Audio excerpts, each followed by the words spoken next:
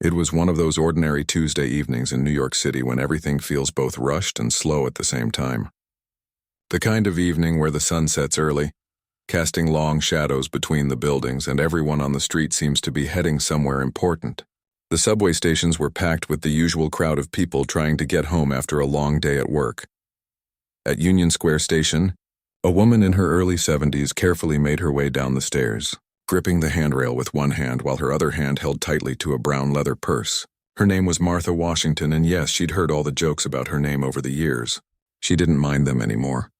After teaching elementary school for 37 years, very little bothered her these days. Martha had just finished her volunteer shift at a literacy center in Brooklyn. Every Tuesday evening, she spent 3 hours helping adults learn to read. It was something she'd started doing 5 years ago, right after her husband passed away. She needed something to fill the empty hours, something that mattered. Teaching had always been her calling, and retirement hadn't changed that. She was tired, though. The kind of tired that settles into your bones when you're in your 70s and you've been on your feet most of the day. Her lower back ached and her feet hurt in her sensible shoes. All she wanted was to get home to her small apartment in Harlem, make herself a cup of tea, and watch her evening shows before bed. The L train pulled into the station with that familiar screech of metal on metal. The doors slid open and people poured out like water from a broken dam. Martha waited patiently, as she always did, letting the rush of people pass before she stepped into the car. She found a seat near the window and settled in with a small sigh of relief. Her purse sat on her lap, and she wrapped both arms around it protectively. Inside was her wallet with $43, her phone that her grandson had taught her to use, her keys, and a small photo album she always carried with pictures of her family. The subway car filled up quickly. A group of teenagers got on, laughing and shoving each other playfully. A mother with 2 small children struggled with a stroller. A man in a business suit stood near the door, his face buried in his phone. An elderly Asian couple sat across from Martha, speaking quietly in a language she didn't understand. This was New York. Everyone mixed together in these underground trains, all heading in the same direction but living completely different lives. What Martha didn't notice, because she was watching the teenagers with that teacher's eye she'd never lost, was the man sitting several seats down from her. He wore dark jeans, a black jacket, and a baseball cap pulled low over his eyes.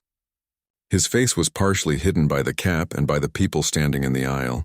He was reading a paperback book, something worn and creased like he'd read it many times before. This man was KEANU Reeves. Yes, that KEANU Reeves, the movie star. But right now he didn't look like a movie star. He looked like any other tired person trying to get somewhere in the city. This was how he preferred to travel when he could. No cars, no assistants, no cameras. Just him in the subway like a regular person. He'd been doing this for years. Something about riding the subway kept him grounded. Reminded him that fame was just a thin layer over the real world where real people lived real lives. He glanced up from his book occasionally, watching the people around him. It was a habit he'd developed over the years. People fascinated him. The way they moved, the expressions on their faces, the little moments of kindness or frustration or joy that played out in public spaces. He'd gotten ideas for characters from watching people on the subway. But mostly he just liked feeling connected to the everyday rhythm of the city. The train lurched forward and Martha closed her eyes for a moment. The rocking motion was almost soothing, and the warmth of the car after the cold evening air made her drowsy. She told herself she'd just rest her eyes for a minute. Just until the next stop. At the next station, more people got on and off. The crowd shifted and rearranged itself like pieces in a puzzle, and that's when he entered the car. His name was Derek Paulson, and if you looked closely, you could see the signs of someone living on the edge. His clothes were clean enough but worn thin. His face had that hollow look of someone who wasn't eating regularly or sleeping well. His eyes moved constantly, never settling on one thing for too long. He was 26 years old, though he looked older. Life had been hard on him, harder than it should be for someone so young. 6 months ago, Derek had a job at a warehouse. Nothing fancy, but it paid the bills. Then he hurt his back lifting boxes. The doctor prescribed pain medication. The medication worked great at first. Too great. When the prescription ran out, the pain came back worse than before. He found other ways to make the pain go away. Those ways cost money, more money than he had. He lost the job, lost his apartment, lost contact with his family who'd tried to help until they couldn't anymore. Now he was living in shelters when he could get a bed, and on the street when he couldn't. And today, he'd run out of options. He needed money. He needed it badly. The sickness was coming, that terrible feeling when his body screamed for something he didn't have. He'd promised himself he'd never do this, never sink this low. But desperation has a way of rewriting the rules you set for yourself. Derek's eyes scanned the subway car with practiced efficiency. He was looking for an easy target, someone who wouldn't fight back, someone who wouldn't chase him. His gaze passed over the teenagers, the businessman, the young mother. Then he saw Martha. She was dozing against the window, her head bobbing slightly with the movement of the train. Her purse sat on her lap, her arms loosely wrapped around it. She was elderly. She was alone. She was perfect.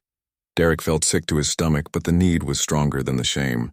He positioned himself near the door, watching the stops, planning his move. He'd grab the purse and be out the door before anyone could react. It would be over in seconds. He tried not to think about the woman herself, about what this might do to her. He couldn't afford to think about that. The train pulled into 3rd Avenue Station. People shifted toward the doors. Derek's heart was pounding so hard he could hear it in his ears. His hands were sweating. Everything seemed to slow down and speed up at the same time. Keanu noticed the young man near the door. Something about his energy felt off. The way he was standing. The way his eyes kept darting to the elderly woman by the window. Keanu had seen enough of life to recognize when something wasn't right. He closed his book and sat up straighter, his attention fully focused now. The train began to slow for the next stop, 1st Avenue. Martha stirred slightly but didn't wake up. The doors would open in seconds. Derek's muscles tensed. He was ready. This was it. He was really going to do this. Keanu watched, waiting. His body coiled and ready, though no one around him would have noticed. He looked relaxed, but he wasn't. He was ready to move. The doors slid open with that familiar hiss, and Derek made his choice. He lunged forward toward Martha, his hands reaching for the purse. This was the moment that would change everything for all of them, though none of them knew it yet. Derek's hands closed around the leather purse with a grip born of pure desperation. For a split second, everything froze. Then he yanked hard, pulling with all his strength. Martha's eyes flew open in confusion and terror. She'd been dreaming about her classroom, about a spelling bee from 20 years ago. Now she was being jolted awake by someone ripping her purse from her lap. Her fingers instinctively tightened around the strap. But Derek was younger and stronger and fueled by need. The purse slipped from her grasp as she was nearly pulled from her seat. "No, stop!" Martha's voice came out as a shocked cry. She reached out with both hands, trying to grab her purse back, but Derek was already moving. He spun toward the open doors, pushing past a woman with shopping bags who stumbled backward with a startled yelp. "Stop! Thief!" Martha cried out again, louder this time. Her voice cracked with a mixture of fear and disbelief. In 73 years, she'd never been robbed, not once. She'd lived in New York her entire life, through decades when people said the city was dangerous and nothing like this had ever happened to her. The other passengers turned to look. Some of them registered what was happening immediately. Others were slower to understand, their brains needing a moment to process that they were witnessing a crime in real time. A few people reached for their phones. One man half stood from his seat, then hesitated, unsure what to do. Derek's feet hit the platform. Freedom was just steps away. All he had to do was run, blend into the crowd, disappear into the city. The purse felt heavy in his hand, heavy with guilt and necessity. He took one step, then another. That's when a hand landed firmly on his shoulder. The grip wasn't violent or aggressive, but it was unmistakably strong. Derek felt himself being turned around, and when he completed the spin, he found himself face to face with a tall man in a dark jacket and baseball cap. The man's face was calm, almost eerily calm, but his eyes were intense, focused, and absolutely serious. "I think you have something that doesn't belong to you," the man said. His voice was quiet but carried complete authority. Not threatening, not angry, just absolutely certain. Derek's mind went blank for a second, then kicked into overdrive. Fight or flight, run or resist. He looked at the man's face, really looked at it, and recognition hit him like a punch to the gut. He knew this face. Everyone knew this face. This couldn't be happening. This couldn't be real. Behind them, Martha had made it to the door of the subway car. Two passengers, a middle-aged woman and a young guy with headphones around his neck, were helping her step down to the platform. She looked shaken, her hand pressed against her chest, breathing hard. A small crowd was forming now. People from the train and people waiting on the platform. Someone said, "Is that him? Is that really him?" Someone else said, "What's happening? Did that guy steal something?" Camera phones started appearing, a forest of them, everyone wanting to capture whatever was about to happen next. Derek stood frozen, the purse still dangling from his hand. Keanu kept his hand on Derek's shoulder, not squeezing or hurting, just maintaining contact, maintaining control. His presence was so steady, so grounded, that it made Derek feel even more unmoored by comparison.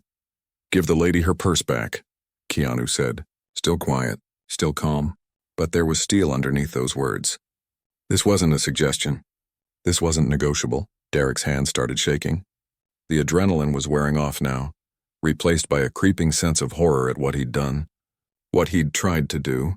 He looked past Keanu at Martha, who was staring at him with wide eyes.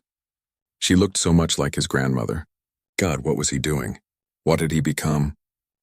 Derek's voice came out as barely a whisper. The purse, Keanu repeated, not harsh. Patient almost, but firm. The crowd was growing larger. More phones, more whispers. Derek could hear fragments of conversations around him. Definitely him. Stopped a robbery. Are you recording this? The platform was starting to feel very small and very crowded. Martha reached them, supported by the woman who'd helped her off the train. Up close, Derek could see she was trembling slightly. Not just from fear, but from the aftermath of shock. Her eyes met his, and for a moment they just looked at each other. He saw hurt there, confusion, betrayal, but also something else, something he didn't expect. She was looking at him like he was a person, not a monster. "Why?" Martha asked, her voice shaky. "Why would you do this?" Derek felt tears burning in his eyes. The shame was overwhelming now, crushing him. This wasn't who he was. This wasn't who he'd wanted to become. But here he was, standing on a subway platform with stolen property in his hands and dozens of people recording his worst moment. Keanu's grip on his shoulder shifted slightly, becoming almost supportive rather than restraining. "Hey," he said quietly just to Derek. "Look at me." Derek dragged his eyes up to meet Keanu's. "I know things are hard," Keanu continued, his voice so low that only Derek could hear it. "I know you're in a bad place. But this isn't the way. This isn't who you are." "You don't know me," Derek said, but there was no anger in it, just defeat. "No," Keanu agreed, "but I know desperation when I see it. I know what it looks like when someone's drowning. And I'm telling you, this isn't the answer." Martha held out her hand. It was shaking, but her voice was stronger now. "I want my purse back, please." Derek looked down at the purse. Brown leather worn at the corners, probably older than he was, probably full of things that mattered to her. Photos maybe, memories, not just money. He'd stolen pieces of someone's life because he was too weak, too sick, too desperate to find another way. Slowly, his hands loosened their grip.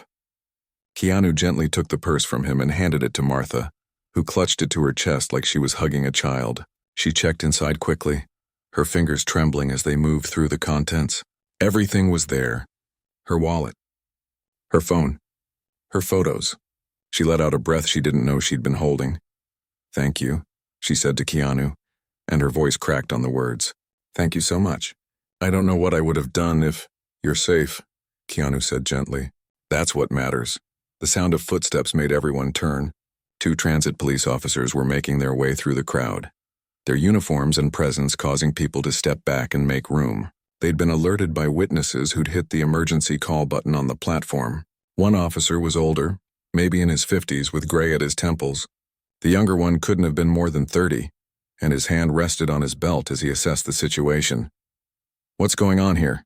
the older officer asked, his eyes moving from Keanu to Derek to Martha and back again.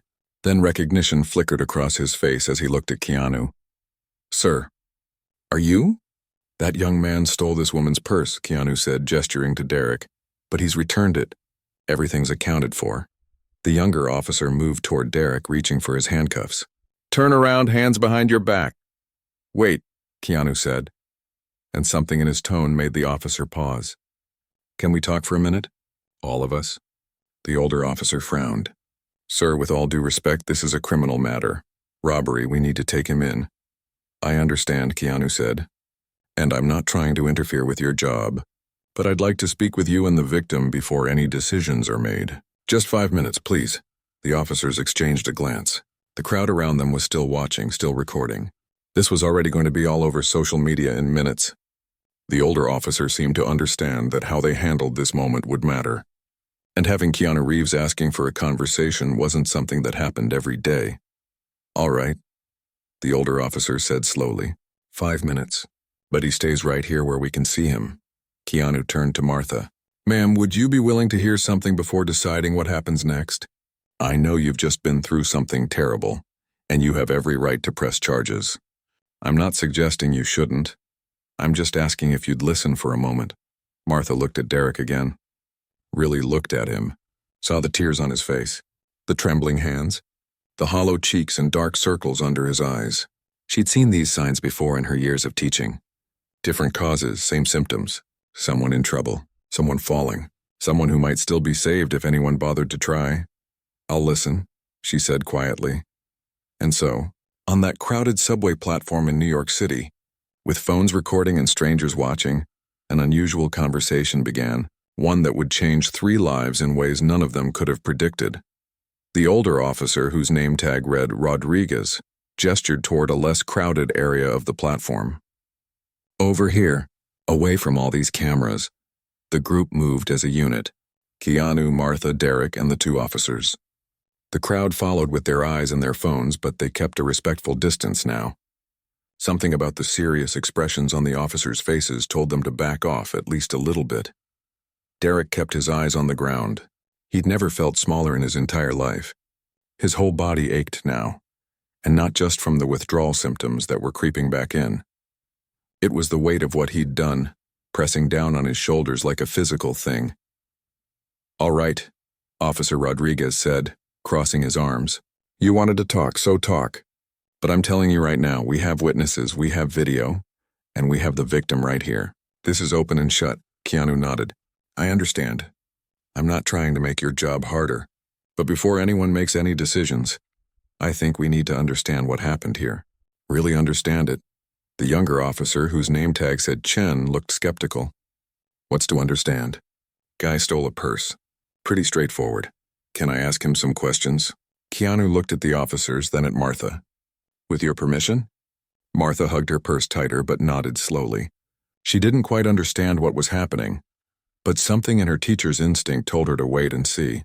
She'd learned over the years that sometimes the most important moments required patience. Keanu turned to Derek. What's your name? Derek, he mumbled. Derek Paulson. How old are you, Derek? 26. Where do you live? Derek's jaw tightened. Nowhere. Shelters mostly. Sometimes on the street. How long have you been homeless? 4 months. Maybe 5. I don't know anymore. The days kind of blur together. Keanu's voice remained gentle, curious rather than accusatory. What happened? How'd you end up in this situation? Derek finally looked up, and there was something raw and broken in his eyes. Does it matter? I still did what I did. I still tried to rob her. He glanced at Martha, then away, unable to hold her gaze. I'm sorry. I know that doesn't mean anything, but I'm sorry. It matters, Keanu said firmly. Tell us what happened. For a moment, Derek didn't speak. Then the words started coming. Slow at first, then faster, like water through a cracked dam. I had a job. Warehouse work. It wasn't great, but it paid my rent. Then I hurt my back moving boxes. Doctor gave me pain pills. They worked. They worked really well. Too well. When the prescription ran out, I couldn't function without them. The pain came back worse than before, but it wasn't just pain anymore. It was something else. I needed them. Martha listened, her hand pressed against her chest. She'd heard stories like this before. Read about them in the papers. Seen them on the news. But standing here listening to this young man describe his fall made it real in a way statistics never could. I tried to keep working, Derek continued, but I couldn't focus. Kept calling in sick. Eventually they let me go. Lost my apartment. My mom tried to help, but I kept messing up. Stealing from her, lying. She finally told me she couldn't do it anymore. Said she loved me, but she couldn't watch me destroy myself. That was 3 months ago. Haven't talked to her since. Officer Chen's expression had softened slightly. Rodriguez remained stern, but he was listening carefully. I've been trying to get into rehab, Derek said, but the places with openings cost money I don't have. The free places have waiting lists months long. I put my name on every list I could find. But in the meantime, I'm out here and every day is just about surviving until the next day. And today? His voice broke. Today I ran out of ways to survive. I told myself I'd never do this. Never steal from someone, but I did it anyway because I'm sick and weak and desperate. There was a long silence on the platform, the sound of trains in the distance, the murmur of the crowd, the city breathing around them. Martha spoke, her voice quiet but clear. I had a student once, long time ago. Bright boy, funny, could make the whole class laugh. He grew up and got hurt in a construction accident. Same story, pills, then worse things. His mother was a friend of mine. She called me one night crying, didn't know what to do. I told her to keep trying. Keep loving him. Don't give up. Martha paused, blinking back tears. He died 2 years later. Overdose, he was 24 years old. Derek's head snapped up. He stared at Martha and tears were streaming down his face now. I think about him sometimes, Martha continued. Wonder if things could have been different. If someone had been able to help him at the right moment. If he'd had a chance when he needed it most. She looked at Derek directly. You scared me. You really scared me. And what you did was wrong. But I'm looking at you, and I'm seeing that boy. I'm seeing someone who needs help, not handcuffs. Officer Rodriguez shifted his weight. Ma'am, I appreciate your compassion, but this is still a crime. We can't just let him walk away. I'm not suggesting that, Martha said, surprising everyone, including herself, with the firmness in her voice. I'm suggesting that maybe there's another way. Keanu had been quiet, letting Martha speak. Now he stepped in. I'd like to make a proposal. If everyone's willing to hear it. The officers looked at each other. This was way outside normal procedure. But they were also both smart enough to know that sometimes normal procedure wasn't the best solution. And having this conversation with cameras rolling from a distance, on a story that was probably already trending online, meant they needed to be very careful about what happened next. Go ahead, Rodriguez said. Keanu turned to Derek. If I could get you into a treatment program, a real one today, right now, would you go? Would you actually try? Derek blinked in confusion. What? I'm asking if you want help. Real help, not a handout, not a free pass, but a chance to get clean and get your life back. It'll be the hardest thing you've ever done. You'll want to quit every single day. But if you commit to it, if you really try, I'll make sure you have the resources to succeed. But you have to want it. You have to choose it. I don't understand, Derek said. Why would you do that? You don't even know me. You're right, I don't, but I know something about second chances. I know something about people helping me when I needed it. And I know that everyone deserves a chance to be better than their worst moment. Martha was crying now, tears running down her weathered cheeks. If he goes to treatment, she said to the officers, real treatment, and if he commits to it, then I won't press charges. I'm the victim here, don't I get a say? Officer Chen looked uncomfortable. Ma'am, you do have a say, but we're also law enforcement. We have a duty to. Your duty is to make the city safer, isn't it? Martha interrupted.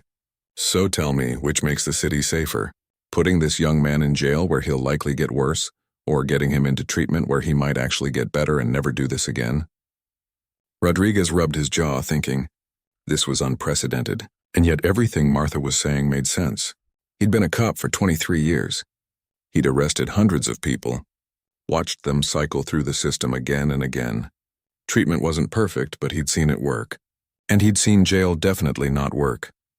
If we agree to this, Rodriguez said slowly, and that's a big if, it would have to be legitimate, real treatment verified with check-ins.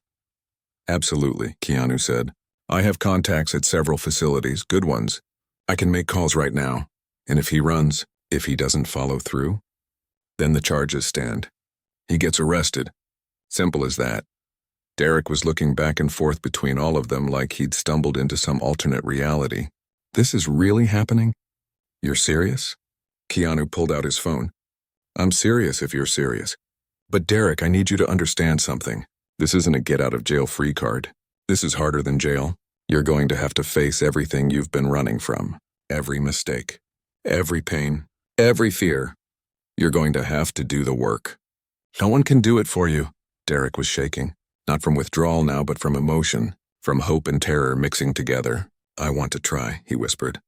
I'm so tired of being like this. I want to try. Then let me make some calls, Keanu said. And there, on the First Avenue subway platform, with phones recording from a distance and commuters watching in amazement, Keanu Reeves started making phone calls. He spoke to administrators at treatment facilities. He called his assistant to arrange payments and transportation. He used his name and his influence and his resources to cut through red tape that would normally take weeks to navigate. Martha stood next to Derek, not touching him, but present, a witness to his moment of potential redemption. The officers watched, ready to intervene if Derek tried to run, but he didn't move. He just stood there, crying quietly, barely believing that this was real. 20 minutes later, Keanu ended his last call. Okay, he said. There's a bed available at a facility in Connecticut. They're expecting you tonight. They've agreed to a 90-day program, fully covered. After that, transitional housing if you complete the program successfully. Derek stared at him. I don't know what to say. Say you'll do the work, Keanu replied. That's all anyone can ask. Officer Rodriguez pulled out a small notepad. All right. Here's how this is going to work. We're going to document this entire agreement. Everyone signs. If Mr. Paulson here enters treatment today and completes the program, no charges filed. If he runs or fails to follow through, he gets charged with robbery. Everyone understand? Everyone nodded. And somehow, impossibly, an agreement was reached that satisfied everyone. The paperwork took another 15 minutes. Officer Rodriguez was thorough, making sure every detail was documented properly. He'd been a cop long enough to know that unusual situations required even more careful attention to procedure. This whole thing could blow up in their faces if they didn't handle it exactly right. Derek stood quietly while they wrote up the agreement. He kept glancing at Martha, who had moved to sit on a nearby bench. She still looked shaken, but there was something else in her expression now. Not quite forgiveness, maybe, but possibility. A willingness to believe that good could come from bad. Officer Chen made several phone calls of his own, confirming the treatment facility's credentials, making sure everything was legitimate. He was younger and more skeptical than his partner, less willing to believe in fairy tale endings. But even he had to admit that what was being arranged here seemed solid. The facility was reputable. The program was real, and having Keanu Reeves financially backing it meant Derek wasn't going to get dropped from the program if he couldn't pay. The crowd had thinned somewhat. Though plenty of people were still watching and recording, several trains had come and gone. Regular commuters pushed past the unusual gathering, annoyed at the obstruction but curious about what was happening. A few people recognized Keanu and asked for autographs or photos. He politely declined, staying focused on the situation at hand. Finally, Rodriguez looked up from his notepad. All right, everyone needs to sign this. Ma'am, you first. He handed the papers to Martha. She pulled reading glasses from her purse and read through the document carefully. Old habits from her teaching days. Always read everything before you sign it. When she was satisfied, she signed her name in her careful, neat handwriting. The same handwriting that had marked thousands of homework assignments and report cards over the decades. Mr. Reeves. Rodriguez held out the papers. Keanu signed quickly, his signature practiced from years of autographs. And you, Rodriguez looked at Derek. Understand that you're agreeing to enter treatment today. Right now, we're going to transport you to the facility personally to make sure you get there. If you try to run, or if you leave the program without completing it, you'll be arrested and charged with robbery. This is your one chance. Do you understand? I understand, Derek said. His hand shook as he took the pen and signed his name. Good. Rodriguez tucked the papers into his folder. Now you need to hand over anything you have that could be used as a weapon or contraband. We're going to pat you down before transport. Derek emptied his pockets. A few coins, a broken lighter, a crumpled receipt. Nothing else. He had nothing. Officer Chen did a quick pat-down, then nodded to his partner. Clean. Keanu stepped forward. Derek, I want to give you my assistant's number. Her name is Patricia. She'll be your contact while you're in the program. If you need anything at all, you call her. Okay? Derek nodded, unable to speak. The reality of what was happening was starting to sink in. In a few hours, he'd be in a treatment facility. He'd be safe. He'd have a bed. He'd have help. After months of sleeping in shelters and on sidewalks, of constantly looking over his shoulder, of being hungry and sick and scared, he was going to have help. Martha stood up from the bench and walked over to them. She reached into her purse and pulled out a small card. "This is from my church," she said, handing it to Derek. "When you get out of the program, if you need anything, you call that number. They help people find jobs, find housing. Good people." Derek took the card with trembling fingers. "I don't know how to thank you. After what I did..." "You thank me by getting better," Martha said firmly. "You thank me by becoming the person I think you can be. You hear me?" "Yes, ma'am." She surprised him by reaching out and squeezing his hand. Just for a moment. Then she let go and stepped back. "I'm going to pray for you," she said. "Every day. I'm going to pray that you find your way." Derek's face crumpled and fresh tears came. "I'm sorry. I'm so sorry." "I know you are," Martha said. "Now prove it by doing the work." Officer Rodriguez checked his watch. "We need to get moving. The facility is expecting him in 2 hours. That's a 90-minute drive in good traffic. Longer if we hit rush hour." Keanu shook hands with both officers. "Thank you. Both of you, for giving this a chance." "Don't make me regret it," Rodriguez said, but there was something almost warm in his gruff tone. "And you," he pointed at Derek. "Don't waste this opportunity. You understand how rare this is? How lucky you are." "I do," Derek said. "I won't waste it. I promise." "Promises are easy," Chen said. "Keeping them is hard. We'll see who you really are in 90 days. The officers led Derek toward the stairs. He looked back once at Keanu and Martha, standing together on the platform. Two strangers who'd chosen mercy over punishment, who'd seen something worth saving in his worst moment. He raised his hand in a small wave and Martha waved back. Then he was gone, climbing the stairs with the officers on either side of him, heading toward something that terrified him and gave him hope in equal measure. Martha and Keanu stood in silence for a moment. Around them, the subway platform was returning to normal. Trains came and went. People rushed to catch them or stepped off, starting their evenings. The city moved on, as it always did. Already the crowd had dispersed, everyone heading to their own destinations with a story to tell about what they'd witnessed. "You didn't have to do all that," Martha said quietly. That was extraordinary." Keanu shrugged, looking almost embarrassed. "I've been lucky in my life. Had people help me when I needed it. Seemed only right to pass it along. Most people wouldn't have chased him in the first place. They'd have just let him run. Maybe." Keanu smiled slightly. "But I figure if you can help, you should help. Simple as that." Martha looked at him, really looked at him. Movie star? Famous person. Someone who probably got chased by cameras everywhere he went. And yet he'd been riding the subway like a regular person. Had jumped in without hesitation when someone needed help. Had used his resources to offer a stranger a chance at redemption. "The world needs more people like you," she said. "The world needs more people like you," Keanu countered. "You were the one who chose to forgive. That took real courage. I just made some phone calls. Those phone calls are going to save that boy's life. Maybe. If he does the work. But he has to want it. No one can want it for him." Martha nodded slowly. She felt exhausted suddenly. The adrenaline was completely gone now, leaving her drained and shaky. "I should get home," she said. "My grandson's probably worried. I usually text him when I get home and I'm late. Can I give you a ride?" Keanu asked. "I've got a car coming. It's the least I can do after everything." Martha started to decline, then changed her mind. Her feet hurt. Her back hurt. And honestly, she didn't trust her legs on the subway right now. She was still too shaky. "That would be kind." "Thank you." They walked up the stairs together, an unlikely pair. When they emerged onto the street, the evening air was cool and sharp. The city was lit up now, that magic hour between day and night when everything glowed. A black car pulled up within minutes.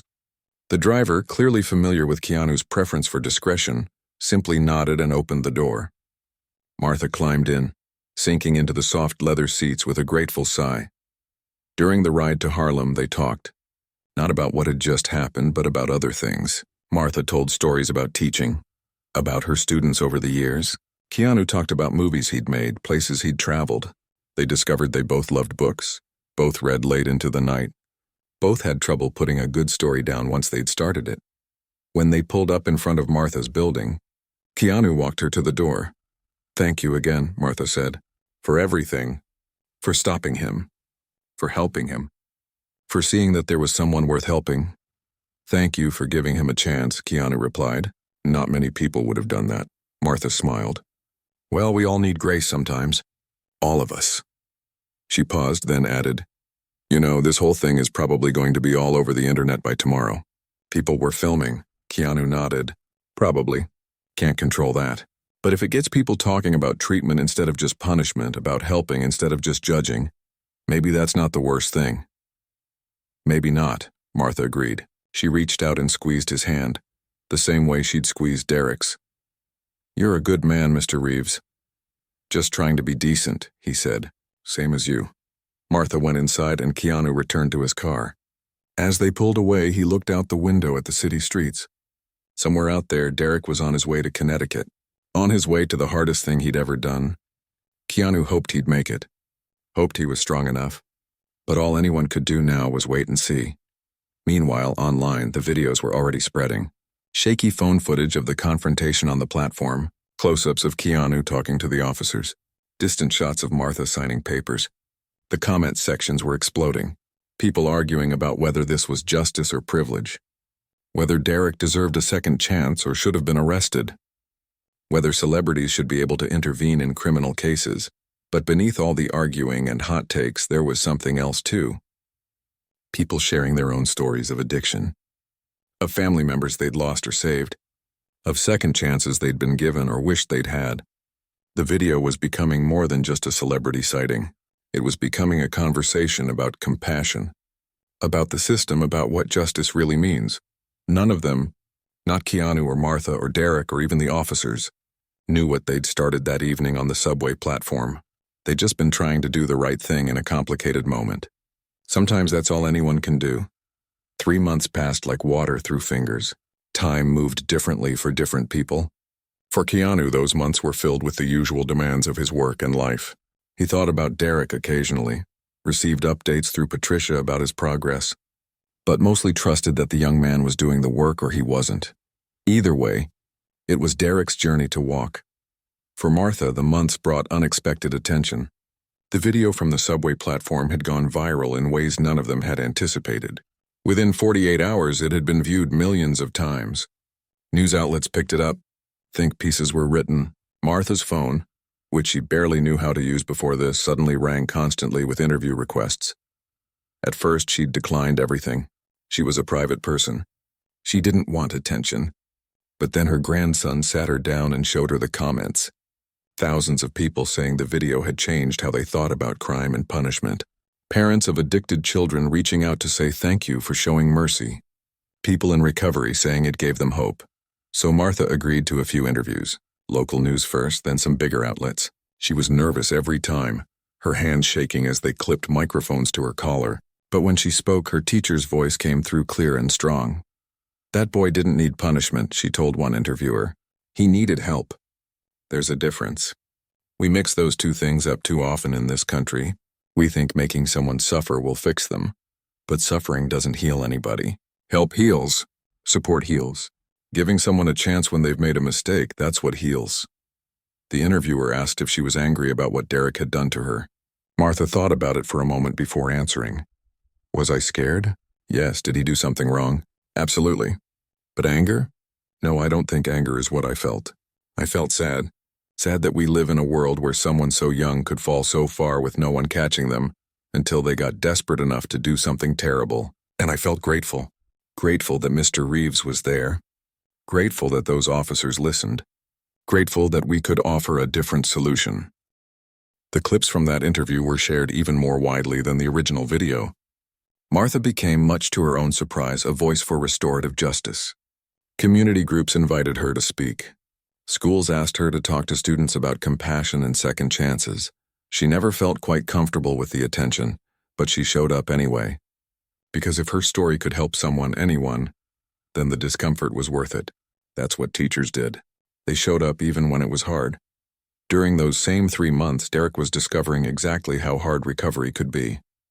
The first week was the worst. Withdrawal hit him like a truck. His body screamed for the drugs it had become dependent on. He sweated through sheets, couldn't keep food down. Every nerve ending felt raw and exposed. The staff at the facility had seen it all before. They were kind but firm. They didn't let him quit, even when he begged to leave a dozen times a day. They reminded him that he'd made a choice on that subway platform, that people were believing in him, that he could do this. After the physical withdrawal came the harder part, the therapy, the group sessions where he had to talk about everything he'd been running from, his childhood, his pain, his choices, his mistakes. Every day he had to face himself, and some days he hated what he saw. There was a moment in week 5 when he almost left. He'd gotten into an argument during group therapy. Another patient had called him a privileged fake, said he only got this chance because a celebrity felt sorry for him. Derek had wanted to punch him, wanted to walk out, wanted to prove everyone right who said he'd never make it. Instead, he went to his room and found the card Martha had given him. He looked at it for a long time.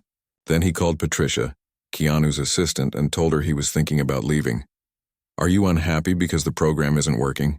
Patricia asked calmly. "Or because it is working and that's scary?" Derek didn't have an answer for that. He sat with the question for hours. The next morning he went back to group therapy and apologized. He stayed. Slowly things got better. Not easier exactly, but better.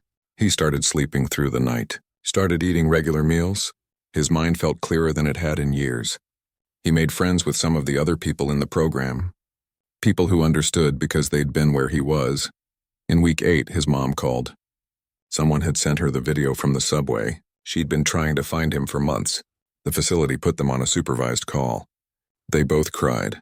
She told him she loved him. He told her he was sorry. She said she was proud of him for trying. They talked for an hour, and it was the best conversation they'd had in years. By week 12, Derek had completed the 90-day program. The day of his graduation ceremony, his mom drove up from the city. KEANU couldn't make it, but he sent a video message that they played during the ceremony. It was simple and direct. "Derek, I don't know if you remember what I told you on that subway platform, but I said this would be the hardest thing you'd ever do. You did it anyway. That takes real courage. I'm proud of you. But more importantly, I hope you're proud of yourself. This is just the beginning. The real work happens now out in the world. Stay strong. Stay honest. And remember that asking for help isn't weakness, it's wisdom." "Good luck," Derek cried, watching it. His mom held his hand. The other graduates applauded. After the ceremony, Derek moved into transitional housing. The facility had helped him find a job at a community center doing maintenance work. It wasn't glamorous, but it was honest work, and it paid enough to cover his basic needs. He attended meetings 3 times a week, saw a counselor twice a week, built a routine and stuck to it. 4 months after that day on the subway, Martha received a letter. It was handwritten on plain white paper, the letters neat and careful like someone had taken their time. "Dear Mrs. Washington, I don't know if you remember me. I'm the person who tried to steal your purse on the subway in October. I've wanted to write to you for months, but I didn't know what to say. I still don't really, but my counselor says sometimes you just have to say the hard things even when they're imperfect. I want you to know that I completed the treatment program. I'm living in transitional housing now and working at a community center in Queens. I've been clean for 4 months. Every single day is a choice to stay clean, and some days are harder than others, but I'm making that choice. I don't think I ever properly apologized to you. What I did was wrong. Unforgivable, really. You were just an elderly woman trying to get home, and I made you afraid. I made you a victim. I'm so deeply sorry for that. I replay that moment in my mind a lot, and I hate who I was that day. But I also think about what happened after. How you chose to help me instead of having me arrested. How you looked at me and saw someone worth saving when I couldn't see that in myself. That choice you made saved my life. I need you to know that. I'm not the same person I was on that platform. I'm still working on becoming the person I want to be, but I'm trying every day. I'm rebuilding my relationship with my mom. I'm making amends where I can. I'm showing up to my job and doing good work. I'm living with purpose instead of just surviving. Thank you for seeing me when I couldn't see myself. Thank you for mercy when I deserved judgment. Thank you for believing I was worth a second chance. I'm going to spend the rest of my life trying to prove you right. With gratitude and respect, Derek Paulson, P.S. I called the number on the card you gave me. The people at your church have been wonderful. They helped me find my job and check in with me regularly. You were right. They're good people. Martha read the letter 3 times, tears streaming down her face. Then she carefully folded it and put it in her purse, right next to the photo album she always carried. Another memory. Another student who'd found their way. She wrote back that same evening, a short note telling Derek she was proud of him, that she'd been praying for him just like she promised, that he should keep going, keep choosing recovery, keep building his new life, and that if he ever needed anything, he should call her. 6 months after the subway incident, a journalist tracked down all 3 of them for a follow-up piece. Where were they now? How had that moment changed their lives? Keanu agreed to a brief phone interview. He was filming in Europe but took a few minutes between scenes. I'm glad Derek's doing well, he said. But honestly, Martha's the hero of this story. She's the one who chose compassion. I just made some phone calls. She made a choice that took real courage. People should be talking about her, not me. Martha did a short video interview in her apartment. That young man is thriving now, she told the camera. He's working hard. He's rebuilding his life. That's what happens when we choose to help people instead of just punishing them. We get better outcomes for everyone. Derek got his life back. I got to be part of something meaningful. The city is safer because he's not desperate and stealing to survive anymore. Everyone wins when we choose compassion. Derek agreed to an interview too, though it was harder for him. He was still shy about the attention, still processing everything that had happened, but he wanted people to know that recovery was possible, that treatment worked, that second chances mattered. I think about that day all the time, he told the interviewer. I think about how close I came to losing everything, to maybe dying on the streets or ending up in prison for years. Instead, 2 strangers chose to see me as a person worth helping. Mr. Reeves used his resources to give me a chance. Mrs. Washington used her compassion to give me grace. And the officers chose to trust that there might be a better way. All of those choices together saved my life. The journalist asked what he wanted people to take away from his story. Derek thought about it carefully before answering. I want people to know that addiction can happen to anyone. It's not a moral failing. It's not weakness. It's a disease and it needs treatment, not judgment. I also want people to know that recovery is possible, but it takes support. I couldn't have done this alone. No one can. We need communities that catch people before they fall too far. We need systems that offer help before they offer punishment. And we need people who are willing to see the humanity in others, even in their worst moments. The article, when it was published, went viral just like the original video had. It sparked fresh conversations about addiction treatment, about the criminal justice system, about wealth and privilege and second chances. Some people criticized the arrangement, said Derek had gotten special treatment because a celebrity intervened. Others praised it as a model for how the system could work better. But beneath all the debates and think pieces, there was something more fundamental happening. People were sharing stories about their own struggles with addiction, about family members they'd lost or saved, about times they'd needed mercy and times they'd shown it. The conversation had grown beyond one incident on a subway platform into something larger, a recognition that how we treat people in their darkest moments says something important about who we are as a society.